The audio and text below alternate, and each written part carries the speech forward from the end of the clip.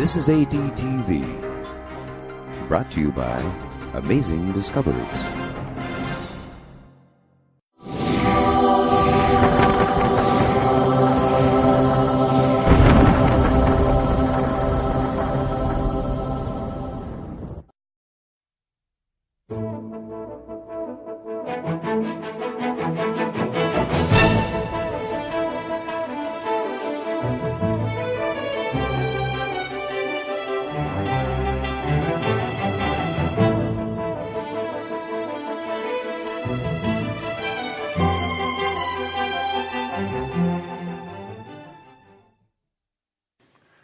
This lecture is called Where Mammals Reigned, because we're going to deal with the creatures that are higher up in the geological column, and we want to find out where they came from. Were they very different to what they are today?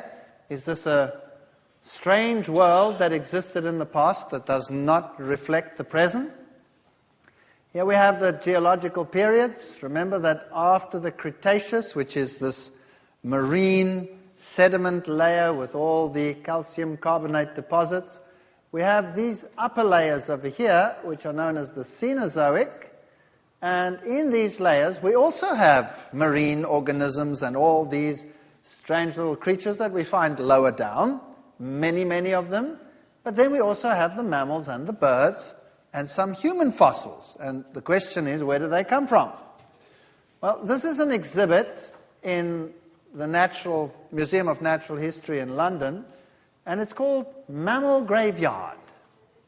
The fossilized remains of an antelope, a gazelle, a horse, and a carnivore are preserved in this slab.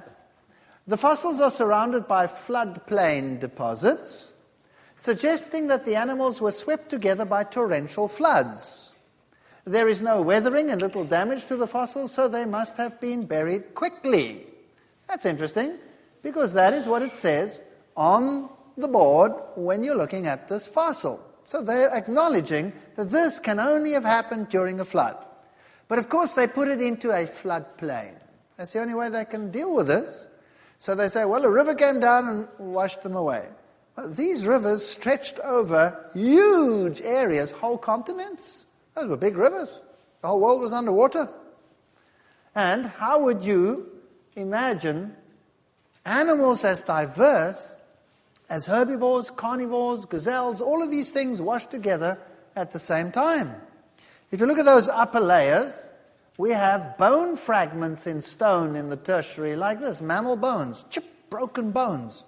And you have conglomerates like this. Here you have fossil bones in stones. Look at all of those. It's incredible. What happened over here? Or what about this? Fossil graveyards, where you have thousands of mammals just buried in mass graves. This is not evolution. This is catastrophism.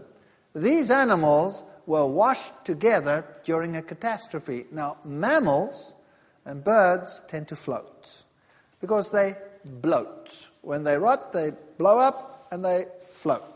So if you can cast your mind to a flood catastrophe where you have creatures floating around up there in the water, rotting away, some of them being buried early, in other words, the full creature, rapidly buried, others floating there maybe for a long period of time, rotting away, disarticulating, and then being buried, and you have these massive graveyards. Now, was this just a floodplain?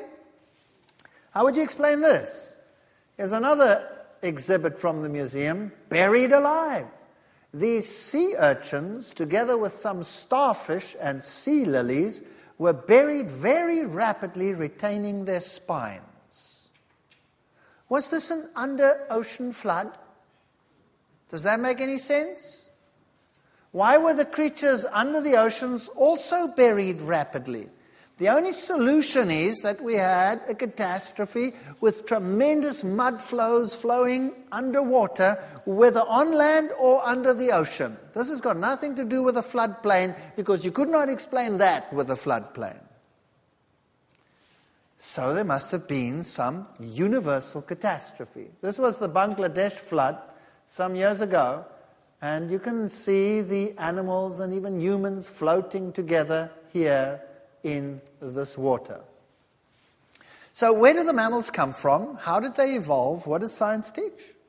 Science tells us that the mammals arose from reptiles and that these then roamed upon the earth. Originally, they were together, then the mammals gained the ascendancy.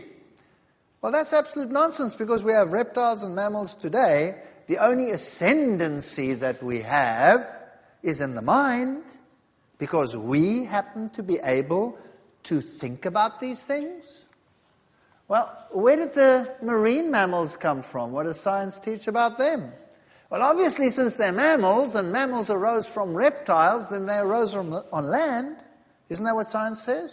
So they must have arisen on the land. So, how did they get to look like they look? How do these manatees and the seals and the walruses, how do they get to look like they look? Well, science teaches literally this. Creatures evolved on the land, and they were walking around on the land, very much like they do today, and then they went into the ocean, secondarily back again. And there they eventually lost their legs, developed tails, changed their entire anatomy, and that's why they are like they are today. Well, if this is so, shouldn't there be something in between a land mammal that looks like a cow, a eutherian land mammal, something that looks like a cow to something that looks like a whale? Shouldn't there be something in between? Yes or no? There's nothing. And don't come with little bone chips here in the hips of the whales. Those are fully functional today, and if you took them away, that creature would have a major problem. Because there are muscle attachments to it which deal with the rectal area and deal with reproduction and all things like that. It's got nothing to do with the limb. So what happened to these creatures? How did they appear? Well, they appear in the fossil record. Well, that cannot be. Science cannot tolerate that. Surely there must be something that happened. How do these creatures come into existence? You know, there are not only here anatomical problems, there are huge physiological problems. The whole blood parameter, everything has to change in order to deal with staying underwater for very long periods of time, etc., etc. So this is a major, major problem. Did they develop from the land, or did they not? Well, we have huge marine mammals, like whales, for example, and you can get to be very big when you are living in the water. And what does science teach? Well, here's a typical example. Ancestral links present 60 million years ago. You had a hypothetical mesenkid skeleton, and then we have, again, nothing to go on except animals that are fully formed, existing, and they take them up, and they say, well, Ambulocetus nitans probably walked on land, and they have an example there, or Rhodocetus, and they have one over there, which is much like a seal that lives around today, and then you have the modern toothed whale. But the origin is, what does it say there? Hypothetical, which simply means what? It doesn't exist. That's what it means. Now, what about those that they tried to put on the line? Well, here they have one. Pasicetus, that's the ancestor of the whales and the porpoises. That's one of the modern candidates. Where did they get him from? Well, here's a skull, land mammal, reconstructed from what? From a jaw and skull fragments. It's amazing how you can get the legs and the tail and everything from a jaw fragment. Isn't that incredible? Science is pretty inventive.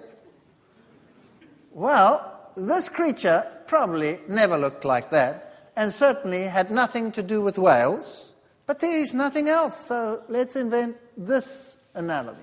Or Ambulocetus had hind limbs, was obviously able to walk. You need imaginative reconstruction to even attempt linking with the whales.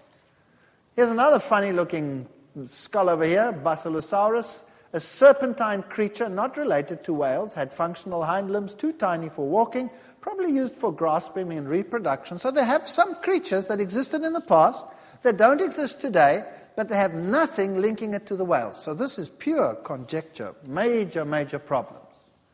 Here you have bears that swim, And in The Origin of Species, Darwin speculated that whales had evolved from bears that swim. Yeah, because there is nothing else. There is nothing else. Oh, scientists will tell you we have some evolution of where the opening of the blowhole sits. That's just variation. Just variation. It's got nothing to do with evolution, moving it backwards or forwards. We have people today that look very different, and animals today within the same group that look very different. So there is absolutely nothing. When they appear, they appear. Now, here's a study that was done by Raul Esperante of Geoscience Institute on the whale fossils that we find. And this is the order, the baleen whales, the ones that filter all the material out. And here's the other one, the toothed whales. And they did a study at an area in South America, here along Peru, that is called the Pisco Formation. And it's so-called Miocene-Pliocene. And it's got all these whales. Here is a complete area study of what they found. The black dots are incomplete whales, and the red dots are complete whales. Huge numbers of whales just buried over there. And here's the whale distribution abundance in some of the other areas. Just huge numbers. Now, what happens today when a whale dies? Well, he'll get eaten up in the sea and there'll be nothing left of him. But sometimes whales get stranded. What happens to them? This is what happens to a modern whale carcass. What happens is a whale carcass can sink or float, or it can reach the shoreline. That's the bottom line. Here you have whale skeletons on the coast. What happens to them? Look at the bones lying around. Very soon they are disarticulated, dispersed, and abraded. So you have pieces lying all over today. That's what happens today. That's what you see. Here you have a carcass lying on the sea. Whale carcasses on the seafloor of Santa Catalina Basin. Very soon they become disarticulated, the bones fall apart, and then there are pieces missing. And you have scavengers coming, sharks taking a bite, eating this, whatever. And very soon there's nothing left. That's what happens today. But that didn't happen with the fossils. There they are. Look at that. That's a fully whale. That's a fully formed whale. And here you have 8 whales in a radius of 50 meters, and that's quite something considering the size of a whale. Huge creature lying there, boom, fully formed. Very strange. And then if we look at some individual specimens, baleen preserved, shark teeth associated, but no shark tooth marks on the bones. So other animals were buried together with them, not only the whales. Completely articulated specimen, upside down, both flippers reserved. This creature was buried how? Instantly. What buries a whale in the ocean instantly? Does it make any sense? Certainly not today. Here's another one, upside down, completely articulated, shark teeth associated, but no shark tooth marks on the bones, one limb missing. Buried today. You wouldn't find anything like that today. Bones are well preserved, another specimen. No evidence of invertebrate activity on the bones or in the associated sediment. Well, that wouldn't happen today. If a whale died, the creatures would come and you'd have the scavengers eating all over the place. Nothing. These creatures are just gone, buried. This whale reached the seafloor with the head almost detached. So if you have a catastrophe and you imagine these things going, being flung around with such force that some of them are snapped and buried, that makes sense. Here's another one, partly disarticulated, head separated from the body, one limb partially preserved, shark teeth associated, no shark tooth marks on the bones. This was a major catastrophe. Here's one entirely disarticulated. So this was maybe floating a little bit longer, started disarticulating and then buried. No skull found, 2 mandibles, etc. You have the whole spectrum. Look at this. 5 specimens with their baleen plates were found. Here are the baleen plates. That's what a modern one looks like. There they are in these fossils, completely intact. Now, what does it consist of? It's the same material as your fingernails or your hair. Since baleen is made of keratin, it does not last as long as bone when the animal dies and decays. The occurrence of baleen plates preserved indicates that rapid burial had to happen. Here are these marine creatures. Do you know that they find whales in the upright position, buried? Wow. If that was slow sedimentation, that was a patient whale waiting to be covered. That doesn't make any sense. And not only that, you find layers of fish remains are found at several horizons with diatoms and all kinds of fish debris layers, diatom layers, all of this buried together. This was a catastrophe. No other explanation. Conclusions. The large numbers of individuals with mandibles, vertebrate, articulated indicates that most of the whales reached the seafloor and became buried before this articulation could happen. Even before the predators could get at any animal that was floating. This also suggests rapid deposition of the sediments covering the carcass in order to preserve the bone association. It's the only possible solution. So the marine mammals appear suddenly in the fossil record, fully formed, and they're buried like nothing happens today. This is catastrophism. There's no other solution. So now let's think about this. Let's mull these thoughts over. Imagine you have this huge catastrophic flood in which many, many creatures are buried, those that float in the top layers, for example. And then after the flood, the waters cover the earth, and you have all these millions of creatures floating in the water with fish debris. Some areas you have huge forest beds floating in the water, and this has to then be covered up again. What would that do? Those that are buried early are buried intact. Those that start rotting and deteriorating, when they are buried in pieces, disarticulated, and you would find whole beds with rocks in them, with material in them, with fish debris in them, with bones in them. That's exactly what we find, as we saw it over there. Now, this is an interesting fossil. This is Persian ironwood. There's the present-day leaf. There's a fossil. And this one occurs in the upper layers in, for example, Europe, where it doesn't grow today because it's too cold. So imagine if this water came up from the bottom of the great deep and it was bursting forth. At what temperature would it come out? Well, subthermal water or subterranean water today is hot water. So it's a thermal spring, if you like. So this water could have been generally warm, and the oceans could have had a relatively high temperature, very humid, very much like, your area. Nice, warm, hot environment after the flood. Here we have mammals. This is a bat. When a bat is found in the fossil record, it's complete. It's a bat. There's nothing leading up to a bat, nothing leading away from the bat. The bat is a bat. Fully formed. The only difference is many of these were much larger than those living today. So imagine a very wet world re-establishing itself after the flood. This here is an area in Scotland, which is a very cold country, where you have this lush growth of plants because the Gulf Stream passes by here. So very warm, and so these plants are enormous.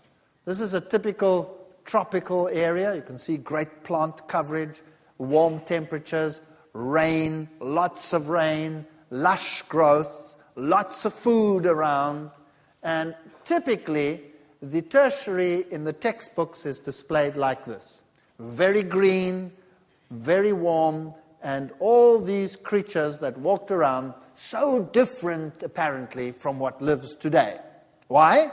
Because they were so huge. The giant elephants, mastodons, totally different to what we have today, lived some 65 million years ago, and today they don't exist anymore. Or this creature over here, the giant land-walking sloth, or the giant bison, or the giant saber-toothed tiger, or the giant beaver, or the giant this and the giant that. What have they got in common? They're all giants. That's it. much bigger than today. These are beetles from the Amazon. This is a cold season, and that's a warm season. Massive change in shape and size. Now I want to take you to the Labrie tar pits. Who's been there before? Somebody has been there. Now, I stood there at the Labrie tar pits with my camera, staring down at the tar, waiting for something to happen. And people came to me and they all came and looked. What is there?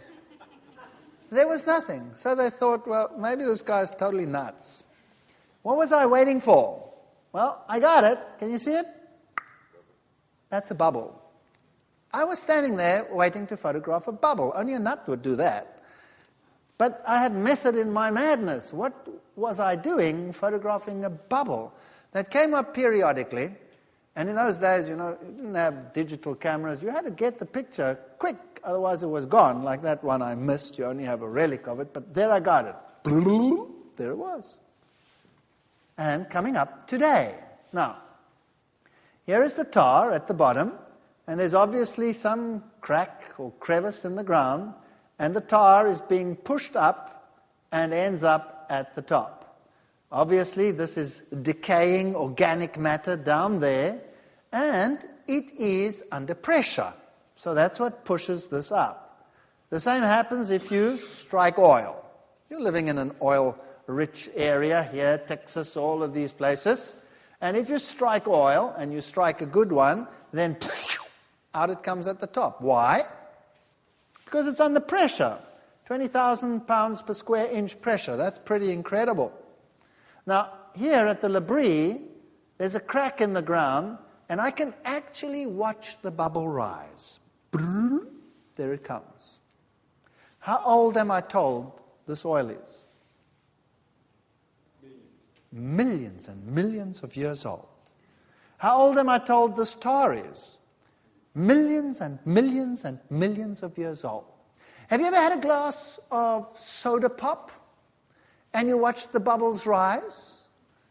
Or you left the top off and you come back after an hour and you want to pour yourself one and you go, yeah.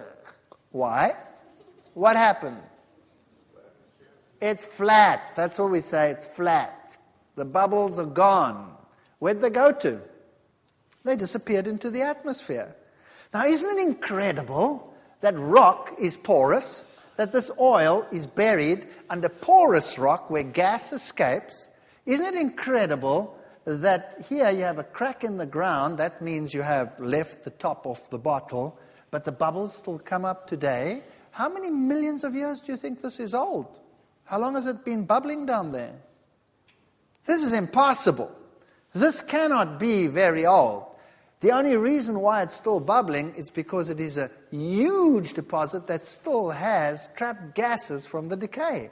So we're talking short chronology here. We're not talking millions of years. The fact that when you strike oil, it shoots out the top means that the cap is pretty well sealed still, but rock is porous. That gas has been escaping all the time. The fact that it's still there, that pressure, tells us not long ago. But that's not my point. Tar and oil is a consequence of the catastrophe. So when the waters covered the earth and the continents were raised up, then this flooded down and all this was reburied. You would also have this huge algal bloom that was then buried, and you'd have these masses of organic material buried under these layers with all these bone chips in them now. And that's the oil and the tar that we find today. That's all it is. Organic matter rapidly buried. And tar and oil is therefore a post-catastrophe phenomenon. Now these creatures come and they think this is a pond or whatever, and they walk in, but because it's tar, you can't get your leg out anymore. So as you pull the one leg out, what happens to the other leg? It goes deeper in. And so you try the other way, and so you just disappear, and down you go. And as these animals realize that they can't get away, they screech in terror, and what does that attract? Carnivores. So the carnivores come running, and they attack the animals and they themselves get trapped in the tar. So in the tar, you have a strange assembly. You have more carnivores than you have herbivores. That's not normal. That's not natural. So it's not a natural phenomenon. What has happened here is these animals were trapped because they came. And we have the saber-toothed tiger. That's what he looked like. Strange creature in the past. In the tar, you dig up a giant mastodon. You dig up a giant sloth. There's one over there. In a trip to South America, some scientists were traveling there and they came across a hacienda. It's a farm. And there was the skin displayed at the entrance. The farmer had put a skin up. And they wondered, what the heck is that? They'd never seen anything like it. So they went and asked, what is that? And he said, come, I'll show you. So he took them to a cave. And there were bodies of these creatures lying there with the skins still intact. Do you know that in Australia, there are certain cave areas where the oxygen levels are slightly different than outside, and there you find giant kangaroos lying over there, supposedly millions of years old, with their skins still intact. Do you believe that? Well, it's a fact, but certainly you would have to modify the millions of years. So some people believe that maybe these creatures are still alive today in the jungles, and some have even ventured to try and find them. Of course, they would probably be smaller than what they were then. Giant bisons, much larger than the present bison, but then it's just a bison. That's all it is. So in Labrie, you dig down into the tar by boarding it up and taking the tar out, and then you find these creatures in there. And then you find a saber-toothed tiger. Do you only find a saber-tooth? No. You find a normal tooth and a smaller tooth. In fact, you find a whole range. This is an extreme of the range. This would be like taking the dogs and taking the St. Bernard and saying, that's what lived in the past. And today we have the Chihuahua. You see what I mean? It's exactly the same scientific phenomenon.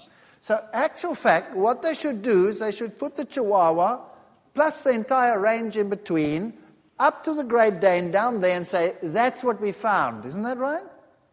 But what do the textbooks display? The extreme of the range. Why? Because that's exciting. That's different. That's something we don't have today. Today we have tigers with teeth that look like this. In the past, there was a greater variety. Why? Well, imagine animals taking over on a new world. And you have this vast country in front of you, a whole new world to be occupied. Lots of space, very little competition. When you have little competition, then you have great variety. And then when the pressure starts taking place and the animals start competing more with each other for space and food, well, then these things happen. Do you know that if we take an animal from the mainland, let's say sheep or goats or horses or whatever you like, and you take them to an island and you leave them there, guess what happens? Within just a very few generations, the size of those animals goes zoom. In fact, the size can go down to 1/3 of their original size. Why? Remember I showed you the horses on Iceland? The difference between them and the horses on the mainland that they came from is that they shrunk in size, at least by 1/3, in a very short time. Why? Because they are competing for resources on an island. And when you compete for resources on an island, eventually you run out of space. That's what happens. And so one of the adaptations to this is not to grow so much. Why? Well, firstly, because you're getting less food. because you're competing with everyone else, so they stay smaller. A smaller animal eats less than a big animal. Has a higher metabolism, yes, but eats less than a big animal. So if you reduce the size, naturally you can have more animals on the same place. So very quickly, just the environment changes the size. Has that got anything to do with evolution? No. Japanese before the war. What did they look like? How did the cartoons depict the Japanese before the war? They used to have the Americans standing over there, yay high, something like Malenko over there, big guy. And then they'd have the Japanese standing on a huge box just to get to the same level. Isn't that right? Because they were tiny. Why? Because their diet was totally different to what it is today. Today, their diet is far more varied. They have far more varieties of protein sources in their diets. And what do the Japanese look like today? Totally different. Some Japanese are have you watched Japanese basketball players? Have you seen them? Some of them are pretty big, right? And you say, wow, what happened to them? Did they suddenly evolve into supergiants? No. Their lifestyle has changed. So size, lifestyle, these things go together. Just because something is big doesn't make it different. So what was a mastodon? It was a big elephant. What was a giant bison? It was a big bison. What was a giant wolf? What was a giant wolf? Big deal. There was no evolution there. And here you have a giant wolf. It's called dire wolf. Different animals? No. Exactly the same as a modern wolf. The only difference was bigger. So we have to make it something marvelous and different? No. So the environment was obviously warmer, better adapted for rapid growth and all of these features, and that's what they look like. And then something happened. An ice age came along. And the world today is very different to what it was then. And where did all this ice come from? And how long has it been around? And what does science teach on the issue? Well, it teaches that there were a number of ice ages, 3 ice ages at least, and they conjecture this from looking at scrapes in the rocks. Do you remember a video I showed you yesterday of these huge boulders being rolled in a flood? Do you remember that? What did you see in the rocks at the bottom? Huge scrapes. So water can do that too. So the only evidence of ice is what is now in the South Pole and in the North Pole. That's it. So the question is, where did all this ice come from? And they will tell you that there is evidence for ice having been around for many, many years. 100,000 years at least. Where do they get the evidence from? Well, they drill down through the ice cores, right? And they come up with this. Here's an ice core that they've drilled in Greenland. And they say, well, okay, look at this ice. You can see that there are different colors. There's a color, there's another ring, another ring, another ring, another ring, another ring, another ring, another ring, another ring, and another ring, and another one. And you count them all up, and you make a deduction. You say each ring represents 1 year. And if I count 100,000 years, then this ice has been around there for 100,000 seasons. Logical, right or wrong? Perfectly logical. And we're supposed to believe that this is what happened. And we know how it is being compacted today. Well, during the war, some aeroplanes used to fly across that area, and that's about 50 years ago. Some old aircraft. And some of them happened to crash in Greenland. And there they were in this vast ice desert, and nobody ever bothered. Well, recently, some of those have been rediscovered, and they actually dug them up. And they're covered by huge quantities of ice. So they dug down to them. And if you look into the ice as we go down, you find hundreds and hundreds of those ring layers. So those aeroplanes have been buried for thousands of years. Right? So obviously these rings are not year rings, just like the valves. So we cannot say that this ice age is 100,000 years because of the ice cores. Those are event layers. A storm creates them. And you can have many, many storms in a season. It doesn't have to be millions of years. Now, if you have a warm ocean originally, lots of evaporation, and then something happens to make it suddenly cold, what would happen? And how did it happen? This is Athabasca Glacier, and we find this glacier in Canada. It's a huge glacier, and it's not a very good idea to go walking on a glacier, although I did go and walk on a glacier, because you have these glacial rivers. And there's one flowing, and it just disappears suddenly, and it's gone. If you slip, and you end up in that river, you're gone. Nobody will ever find you again. You'll end up somewhere under the glacier. And here are markers of where the glacier has been over the years. And there is a remarkable recession of the glacier. It's just going back. And they discovered that if they calculate this out, then this whole ice age idea of hundreds of thousands of years is reduced to 600 years. 600 years for complete glaciation and deglaciation.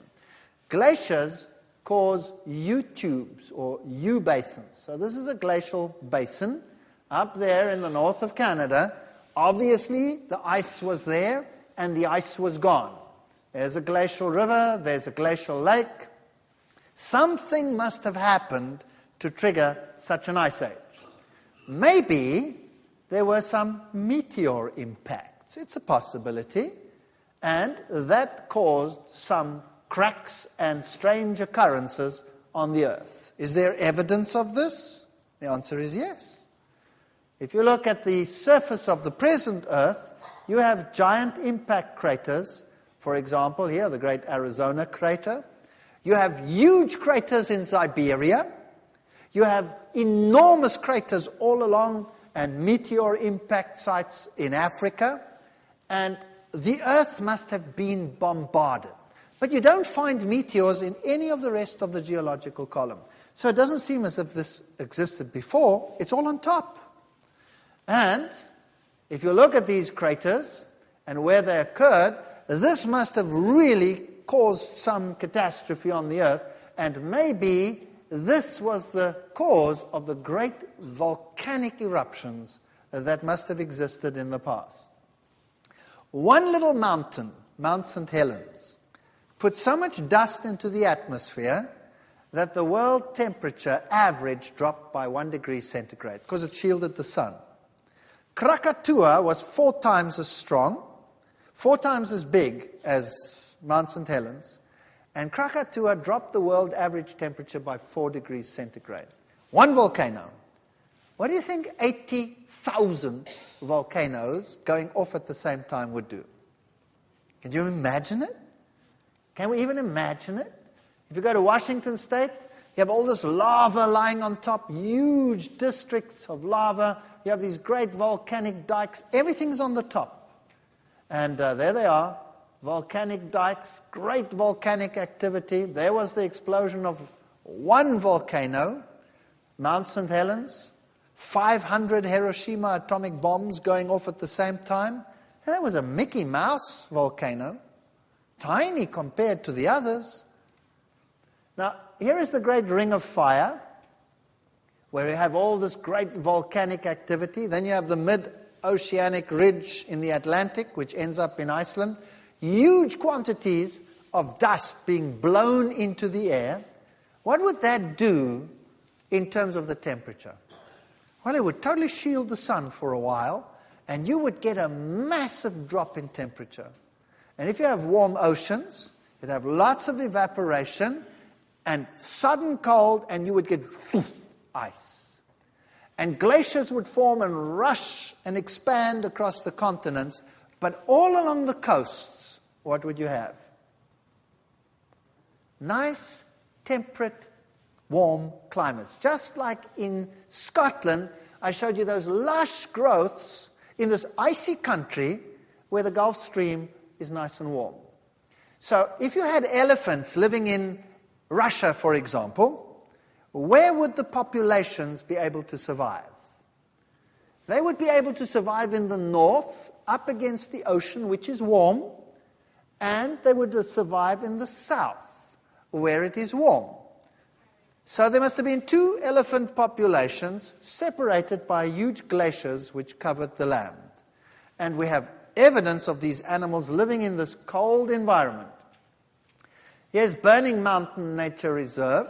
This is in Australia. Very interesting place. It's been burning there for several thousands of years.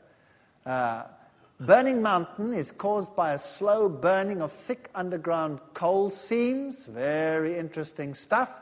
And it's a reasonable estimate of the fire's duration would be about 5,000 years.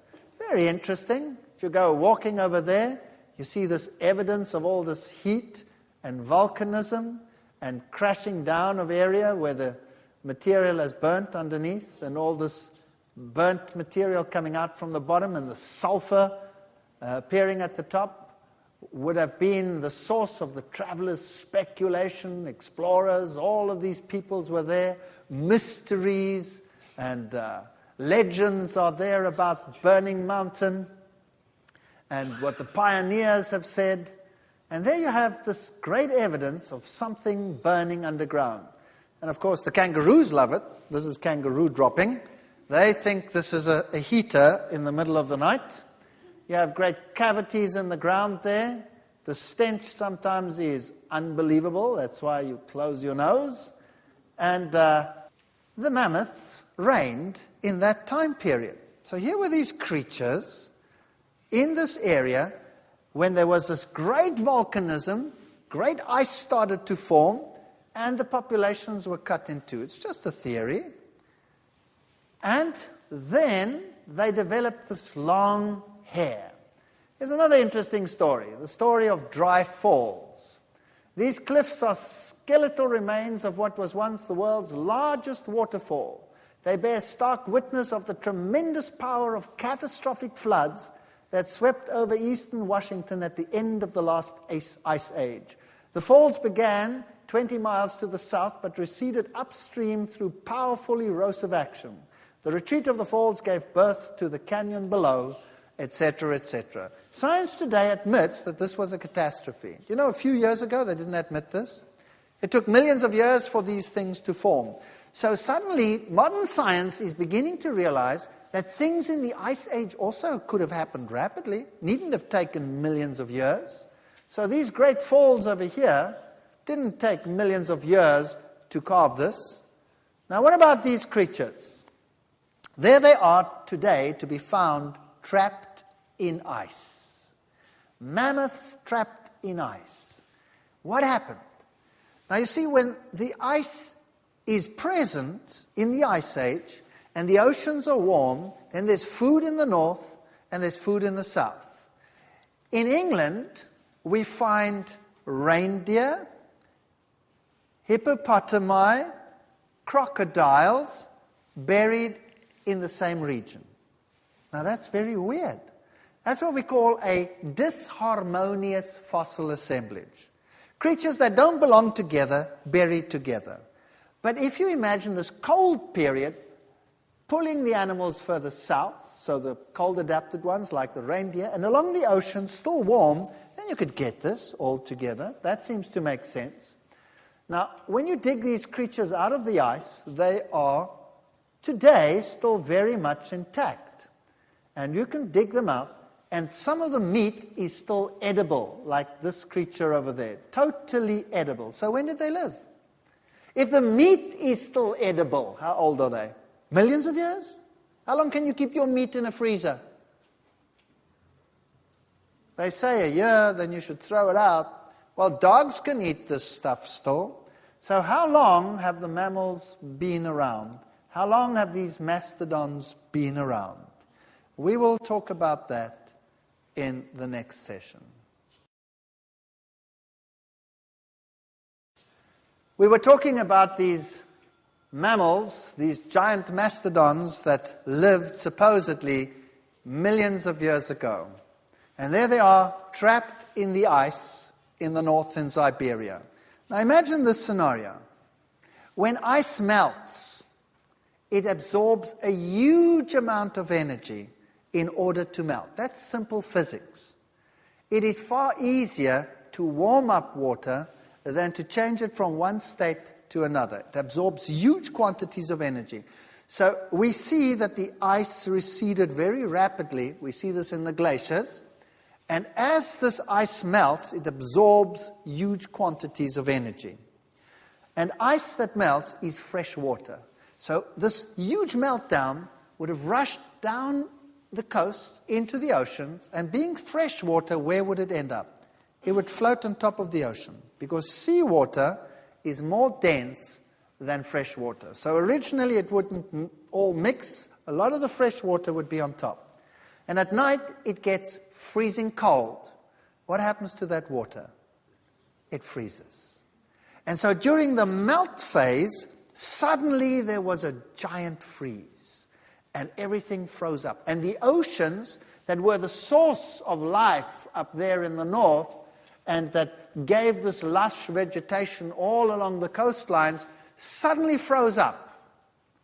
And the world became an ice world in the north, because that's where it would then be colder. And the animals walked, and they were buried, and they ended up in the ice. And science tells us that these creatures lived there some 60 to 40 million years ago. But then they had a problem, because with the evolution of man, they put the evolution of man at about 3 million years, 3.5 million years, with modern man being around some 1.5 million years. And unfortunately, they found spearheads in the mastodons. Oops! Big problem. What do you do? Well, you could either take man back to 65 million years, 40 million years ago, or you would have to do what? You'd have to bring the mastodon forward 65, 40 million years ago. Which one of those two you think they opted for? Obviously bringing the mastodon forward. Why? Because obviously we're the greatest thing on the planet, right? We must be the latest. So we were there last, so everything else must shift up if the theory doesn't fit anymore. Can you see how they can take 60 million years and throw them in the waste paper basket, just like that? If the proof shows that they must. Well, they had no choice, especially when they found cave drawings in France where there's a mastodon. So man obviously was there when the mastodon was there. So these creatures all frozen in ice. There are many interesting theories about how these creatures up there were frozen in ice. Not only mastodons, by the way, all kinds of animals buried in ice all of a sudden. Warm adapted animals even, boom, buried in ice. This is very, very, very strange. Some theories say that there was some big celestial snowball that came down and buried them in almost liquid nitrogen freeze conditions. But if we stay here on Earth, then, we can have a pretty logical theory as well as to how it came about that these creatures were buried in ice. And definitely man and these creatures were contemporaneous. Again, that blew their theory right out of the water. So let's have a look at the dawn of man. One thing is for sure, we don't have the propensity of fossils for man that we would expect. Why not? Well, think about this. Man is a very gregarious creature, and he tends to gather in societies. Isn't that correct? Today we live in cities. Where do we find the largest population? In the cities. That's where you would find most of mankind, in the cities. Now, God, according to the Bible, destroyed man off the face of the earth, and he destroyed the whole of the creation as well of the then-time world.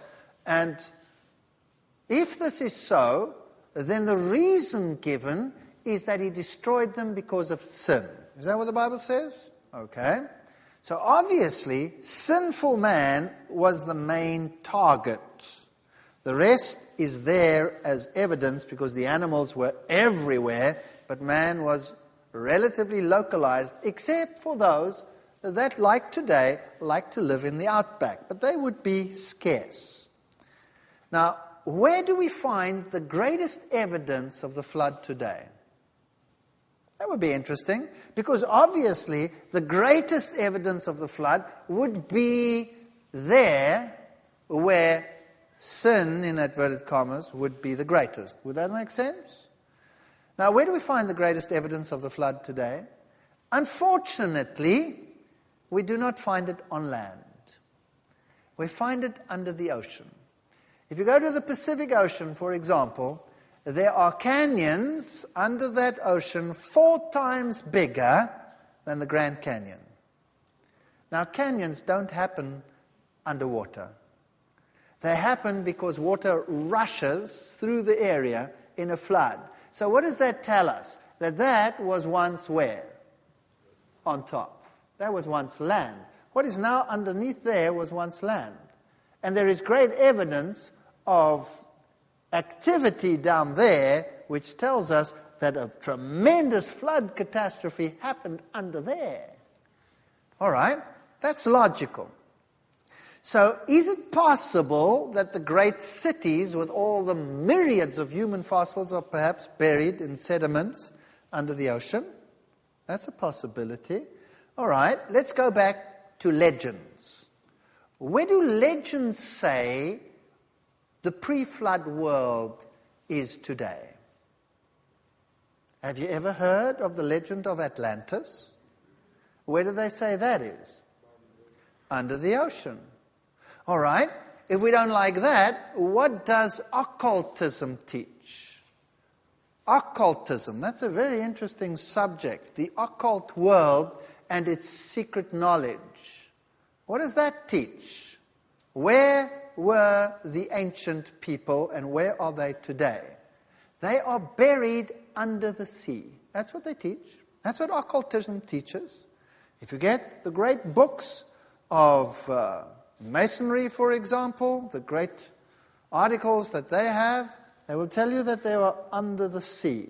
That's very interesting. So what we have is a scattering here and there, with a great bulk of them not there. The animals you would have everywhere because they were everywhere, except perhaps in a large extent where man lived, just like it is today. You don't have elephants and lions and reindeer running through the streets of New York every day, do you? So why would it have been different then? So here's the dawn of man, and we are told that man lived, or the ancestors of man lived in the trees, and then came down from the trees because the climate changed or whatever, and we started getting grassland, and then the creatures walking there between the grass had to adapt to the new environment. They couldn't look over the grass because it was too tall, so they stood on their hind legs to peer over the top. And eventually they started walking upright. Now, firstly, that's not even scientific. That's total rubbish.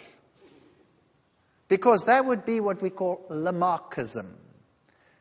That means an animal starts doing what it does because it wants to achieve a certain state. We'll talk about Lamarckism and Darwinism in another lecture. It's not scientific. But nevertheless, that's apparently what happened. And modern humans look like this. And there was some transition from the state of walking on all fours up to the upright gait. And the world would like us to constantly be reminded where we come from. So, how man began was a Time magazine article not too long ago, and they show man over here, and notice again the scratches and the blood. Why? Because it shows his primitive nature, his vicious, primitive, diabolical past. That's what it shows. And here, he had an article in Time magazine, a previous one, how man began, and 2.5 million years ago, And in case we have a new generation in a couple of years, they'll bring out a new one and it'll say how man began, and you'll go through the whole rigmarole. So that every generation is reminded that this is our origin. Very primitive, very vicious, very wild. Now, scientists generally get angry when you say to them, they evolved from the monkeys. Because science doesn't teach that. You must understand the theory as it is. We did not come from the monkeys. Science teaches that the monkeys and man are end products of an evolutionary process. They are all there together. The ancestor of both of them is somewhere lower down. So the real ancestor is probably this one over here, the tree shrew. And notice that the eyes are on the sides of the head.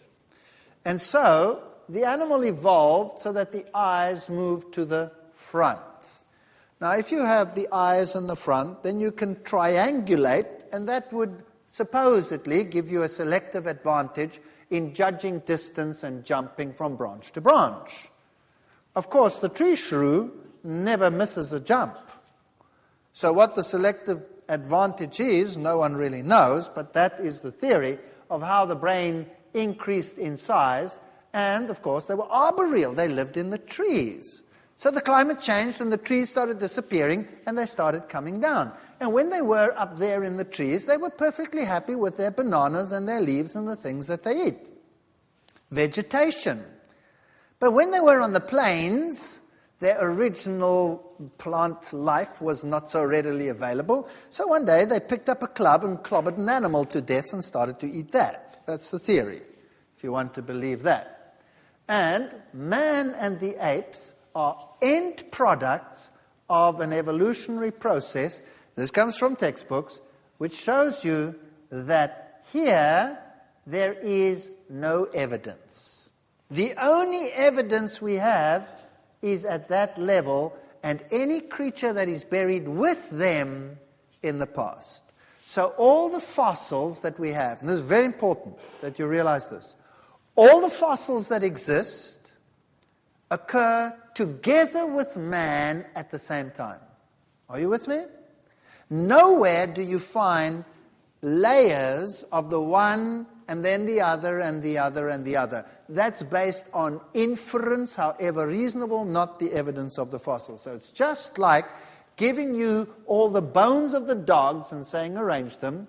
So we find all these bones, including man, in the same layers, and we say, okay, scientists, put them out like they evolved.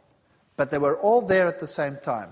So the Australopithecines and the so-called hominid fossils and modern man all existed at the same time. So we have what we call a morphological sequence, not a paleontological sequence.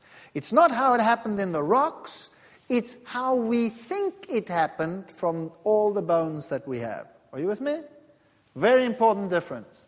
So now, if you look at these monkeys and you look at this man, they all live at the same time, but somehow they hope that the one retained features of something more primitive than the other. Here again, everything happened down there. Everything exists at the same time. Our living relatives. Those are our relatives, but our ancestors, we don't know what they were like. We have no idea. Primate ancestors. And then we have shorter snout and larger snout. Just like I said, if you have a pug, you put him on this side. If you have a snot, you put him on that side. That's what you do. So, if you looked at this one, what would you say? Compared to us, primitive or advanced? Primitive. Why? Well, we've got flat faces. Have you ever looked in the mirror? We've only got this little standing out here, if you look in the mirror, and we're flat.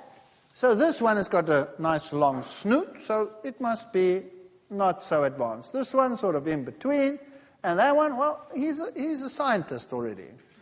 He's getting there. You see, he's nice and so this must be more or less closer to us. And, well, now we're getting there. So this is related to us and probably closer. And science will tell you that if we compare our genes with a chimpanzee, well, we have 98% of genes in common with a chimpanzee, so we must be very much related, correct? Is that what they tell you? Absolutely. 2% difference. These are structural genes. You know how huge 2% difference is? It's enormous difference. Because the way in which we developed is not necessarily depicted by the genes, but by the expression of the genes. How they are expressed, and that's determined by controlling genes and not by structural genes at all. So you can get this very similar genes giving totally different structures. And by the way, we have just about as many genes in common with a mouse. And do you know that we have 76% of genes in common with a banana? So did we evolve from the banana? Did we? You see, don't be impressed by figures like 98%. It means absolutely nothing. It's actually scientific skullduggery. It is dishonest to say that in the least. But when it comes to these things and you go to the museum, you see the ape-like ancestors, so-called, sitting there around the campfire with their sticks that they started picking up to club this animal to death so that they had something to eat. Is that right? That's what we are shown. But remember that all of these existed at the same time as modern man. So this is purely morphological. They find bones and they say, okay, this bone, well, he probably represents a more primitive line, just like they take the modern animals and say, well, that one's obviously more primitive than that one, purely on looks.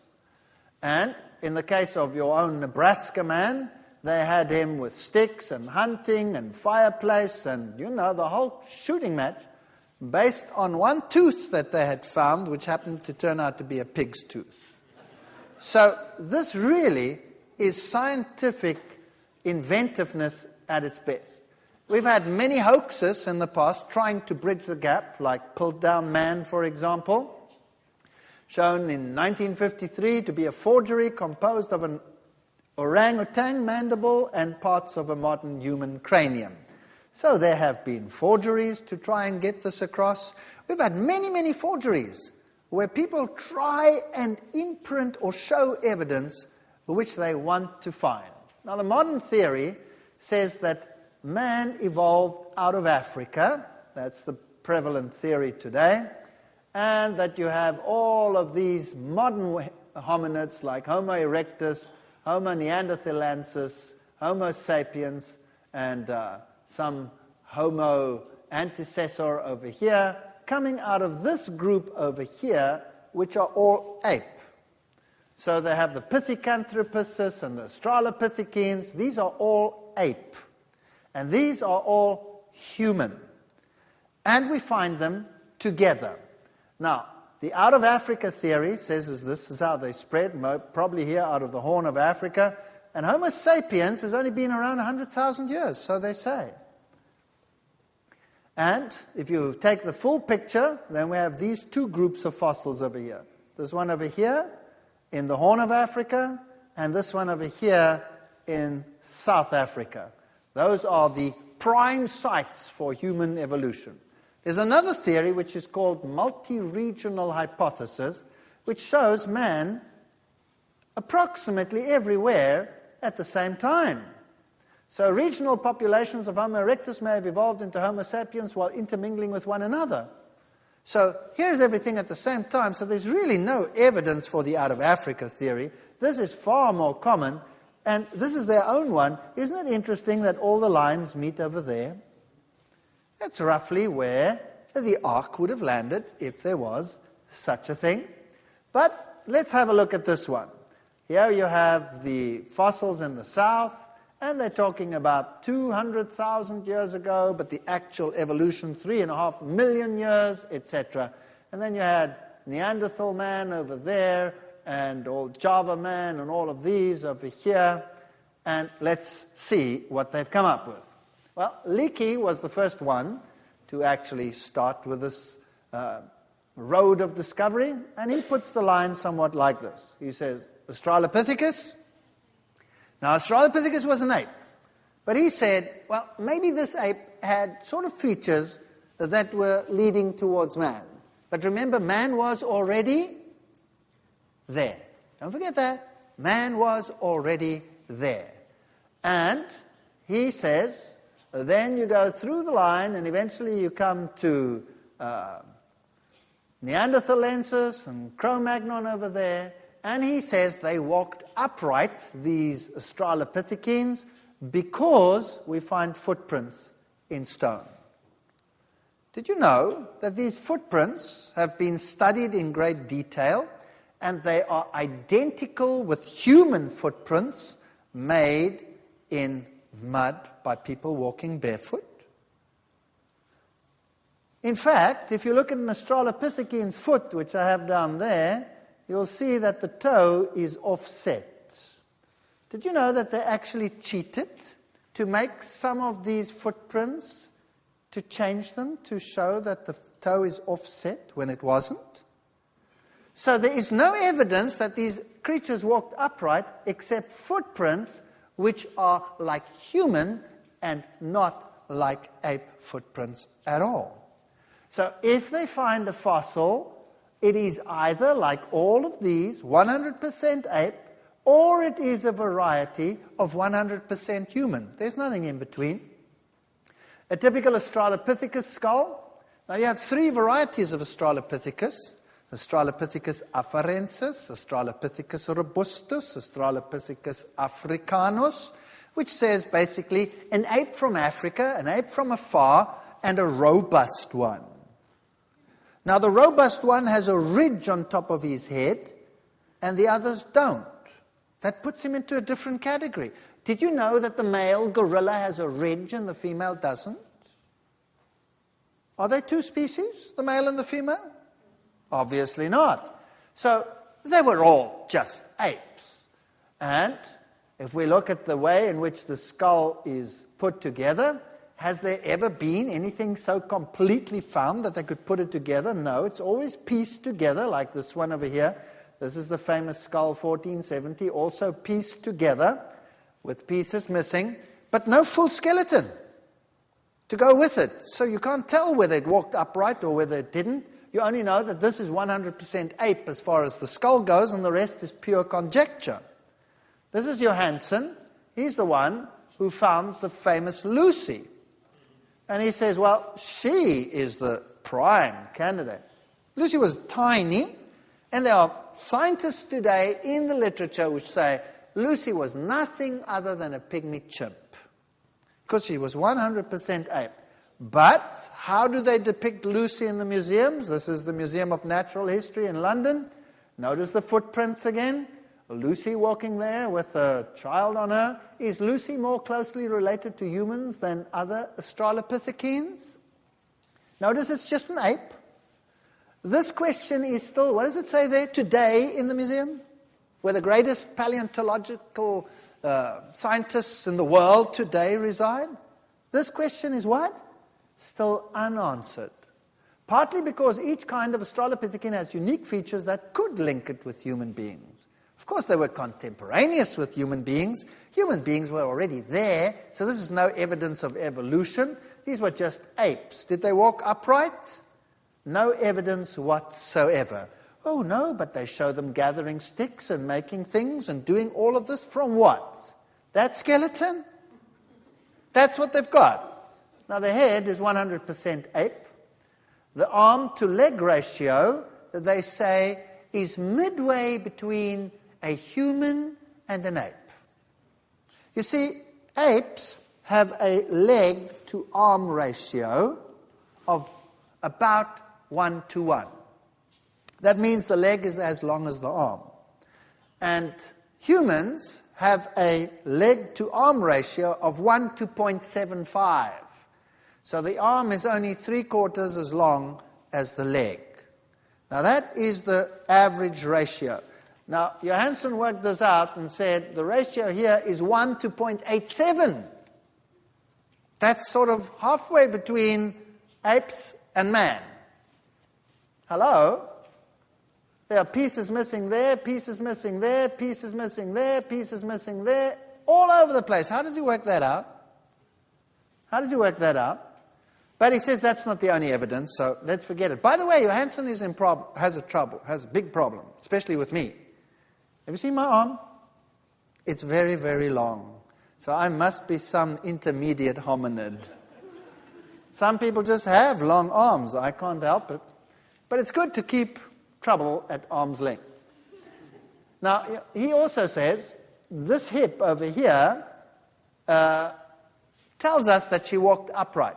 Unfortunately, not with that one, because with this one she actually walked like an ape. But he says this hip must be twisted. And if we twist it a little bit, then she could walk upright. Not with this one, but if we twist it, we could.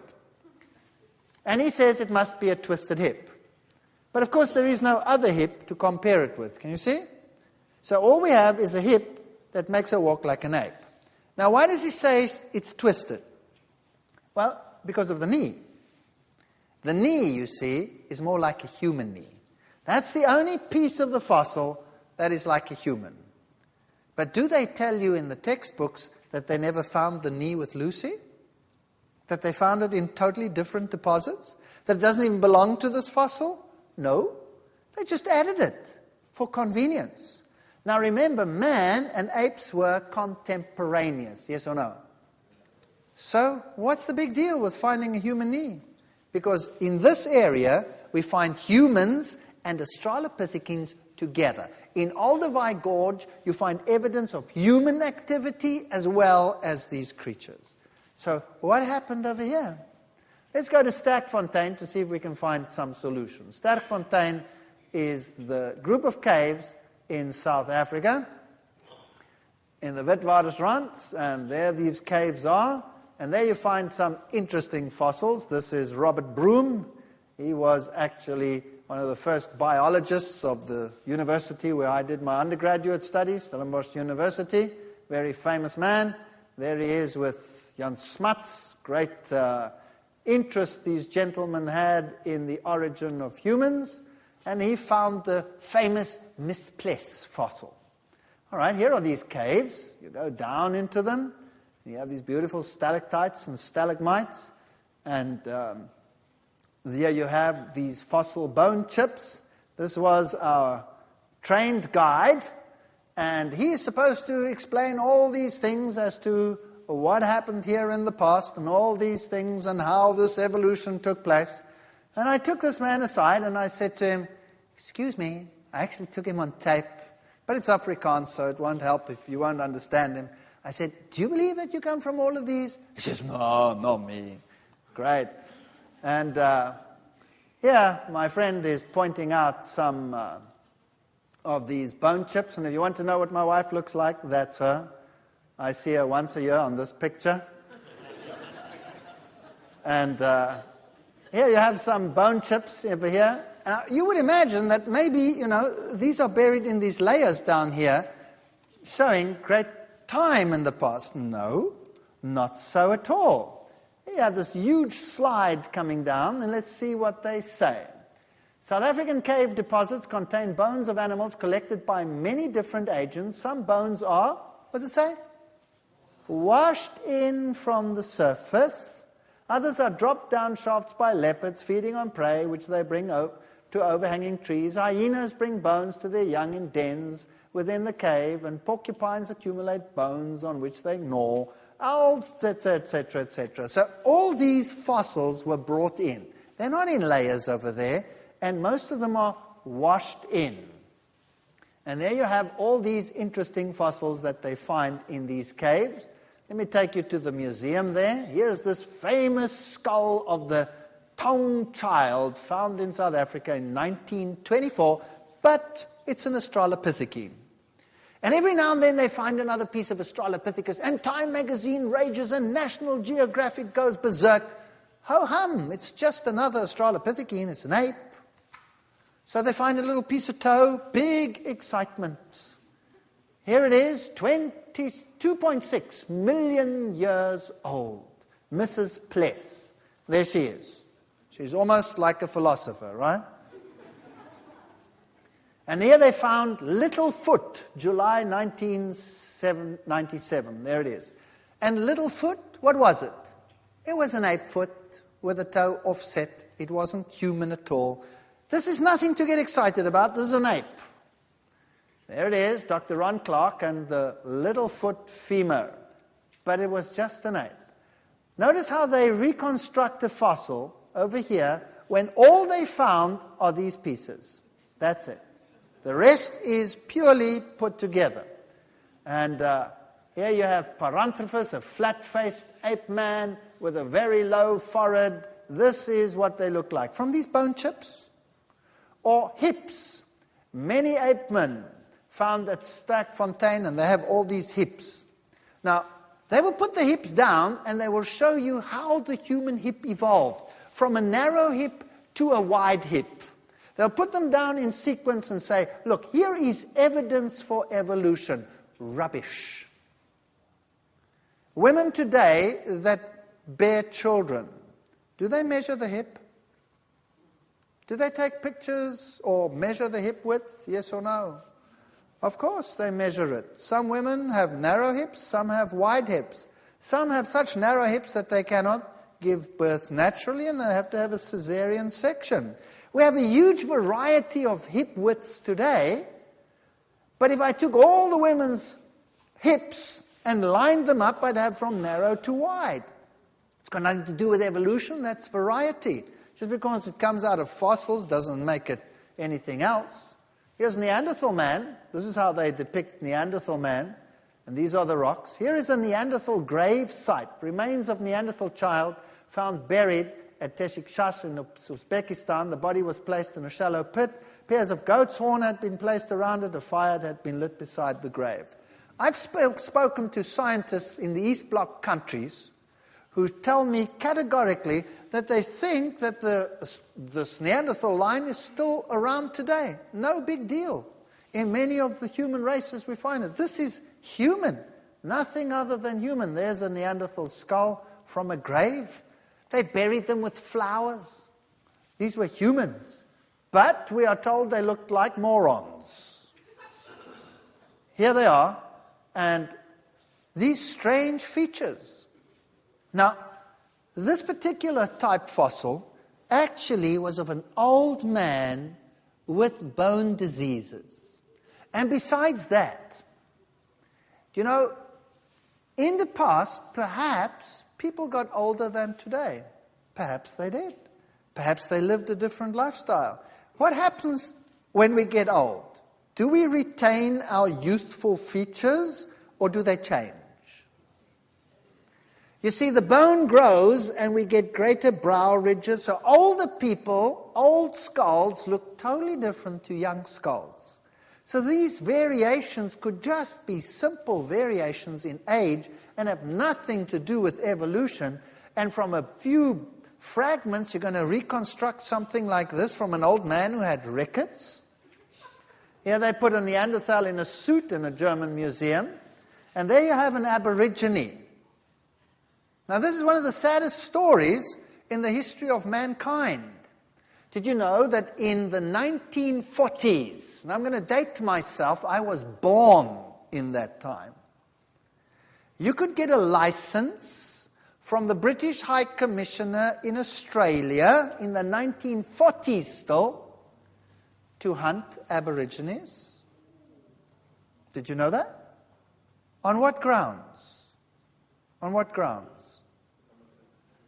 On the grounds that they were evolutionary inferior organisms.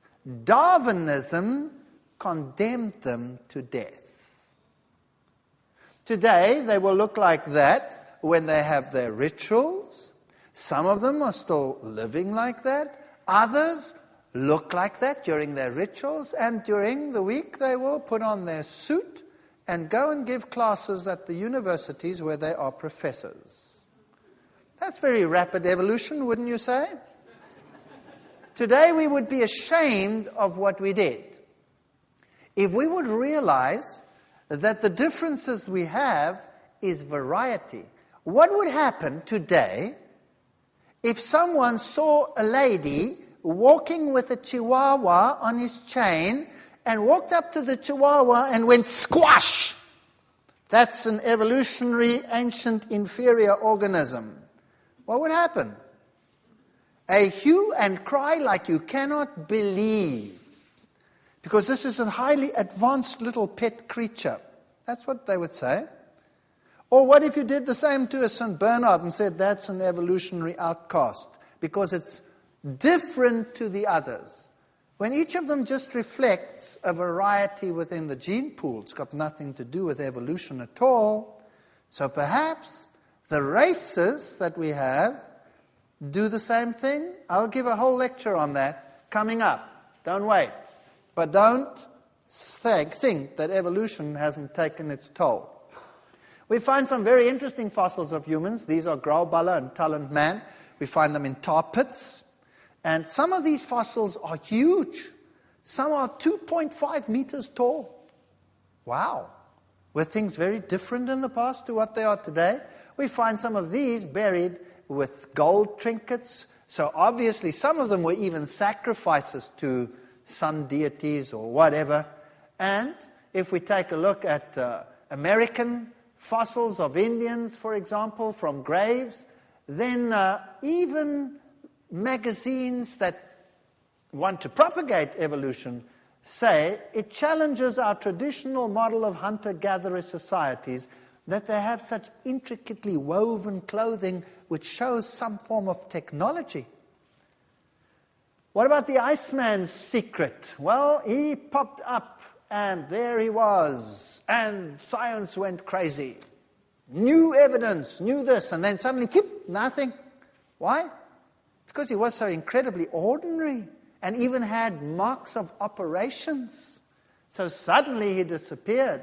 We have fossils of mummies, for example, and not a shred of evidence that anything really dramatic has changed.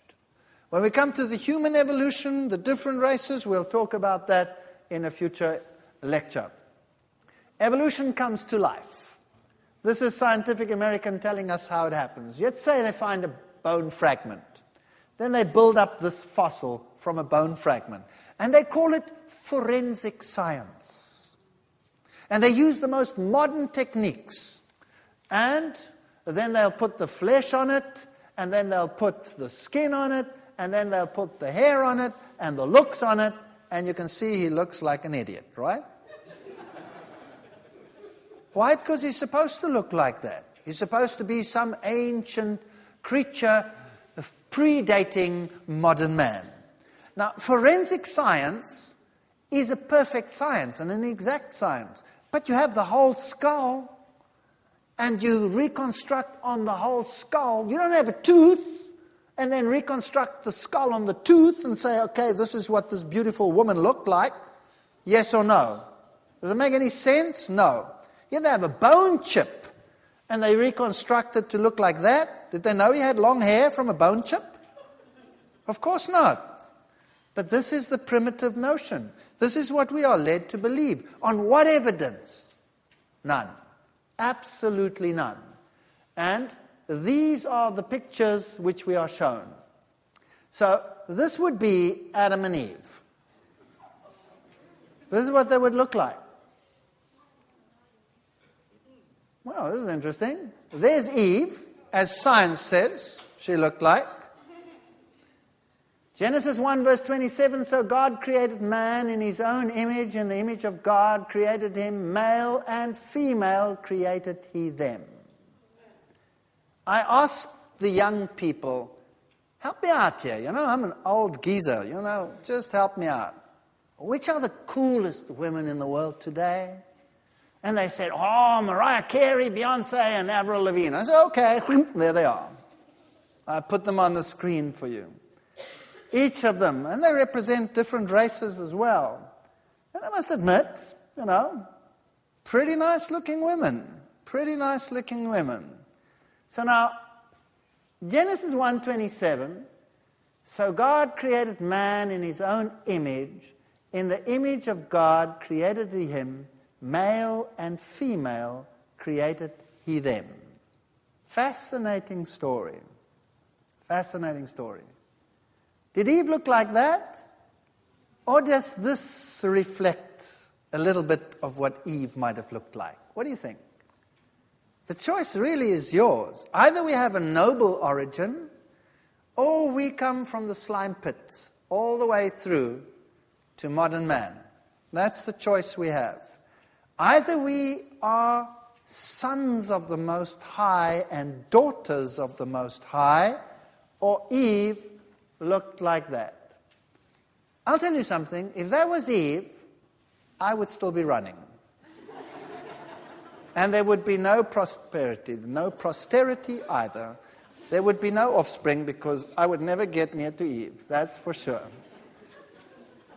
So if this is correct, and God created man in his own image, and in the image he created him, then imagine a world that was perfect, and a world that was covered in the most beautiful vegetation, and yet these magnificent animals on there.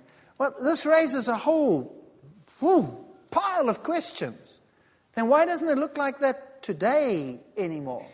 Why do we have death and carnivores and all these creatures? That's a difficult question to answer. But I'll be addressing it in a whole lecture. And we'll be looking at those issues. And we must be able, on the basis of the facts, to decide, is there evidence that Eve looked like that, or is there no evidence that she looked like that?